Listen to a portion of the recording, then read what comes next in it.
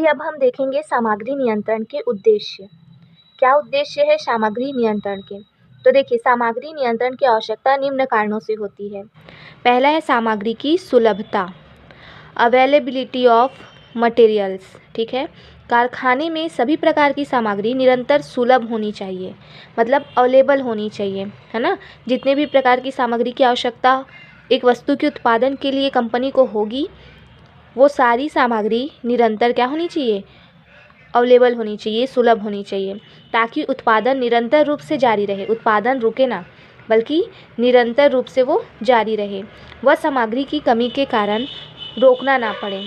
मतलब क्यों सामग्री की सुलभता होनी चाहिए? ताकि निरंतर उत्पादन चले और उत्पादन जो है रुके ना सामग्री की कमी के कारण। ठीक है, इसीलिए प्रत्येक सामग्री की न्यूनतम मात्रा निर्धारित कर दी जाती है। क्या करते हैं, हर एक सामग्री की एक न्यूनतम मात्रा निर्धारित कर दी जाती है ताकि उत्पादन में कोई रुकावट ना आए। ठीक है, दूसरा है सामग्री में अत्यधिक विनियोग ना हो। तो सामग्री नियंत्रण का पहला उद्देश्य तो है कि सामग्री की सुलभता हो, है ना, मतलब न्यूनतम मात्रा जो है वो निर्धारित कर दी जाए और वो क्या हो, सुलभ हो, अवेलेबल हो। देखिए, सामग्री में अत्यधिक विनियोग ना हो, तो सामग्री में अत्यधिक विनियोग नहीं होना चाहिए। अधिसंग्रहण को प्रत्येक अवस्था में रोका जाना चाहिए। जो ओवर स्टॉकिंग होती है ना, ज़रूरत से ज़्यादा हम स्टॉक करके रख लेते हैं सामान को, वैसा नहीं होना चाहिए। इस प्रायोजन से सामग्री की प्रत्येक मद की अधिकतम मात्रा निर्धारित कर दी जानी चाहिए कि इस मात्रा तक ही ये सामग्री यूज़ होगी, है ना। सामग्री का स्टॉक उस मात्रा से अधिक नहीं होने देना चाहिए। ठीक है, और क्या है, प्रभावी लागत लेखांकन के लिए तो हम देख रहे हैं कि उसका उद्देश्य क्या है। सामग्री को नियंत्रण हम क्यों करते हैं?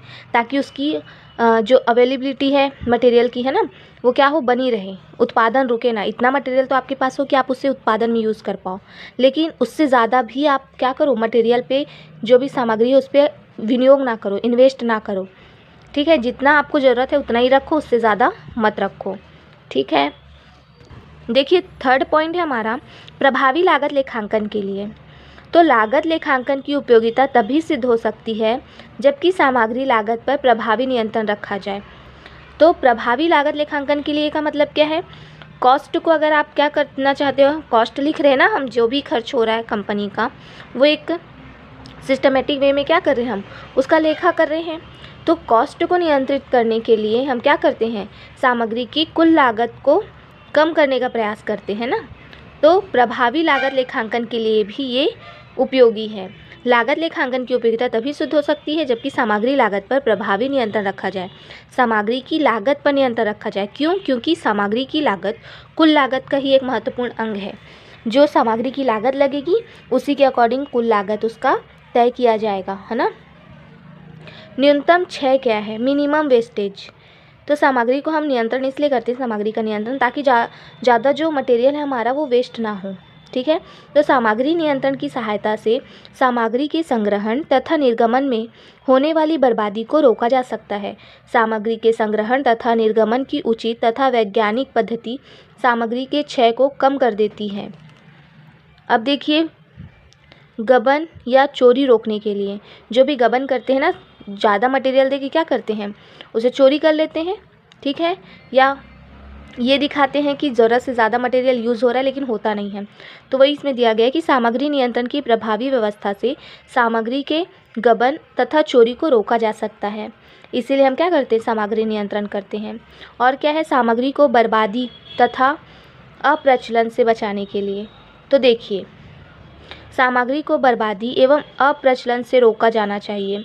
इस उद्देश्य से प्रत्येक सामग्री के लिए अधिकतम मात्रा निर्धारित कर दी जानी चाहिए तथा सामग्री निर्गमन के लिए उपयुक्त विधि अपनाई जाती है।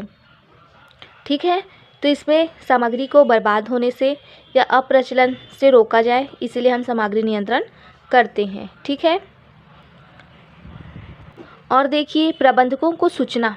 तो समय समय पर प्रबंधकों को सामग्री की सुलभता के संबंध में जानकारी दी जानी चाहिए ताकि उत्पादन संबंधित योजनाएं बनाई जा सके।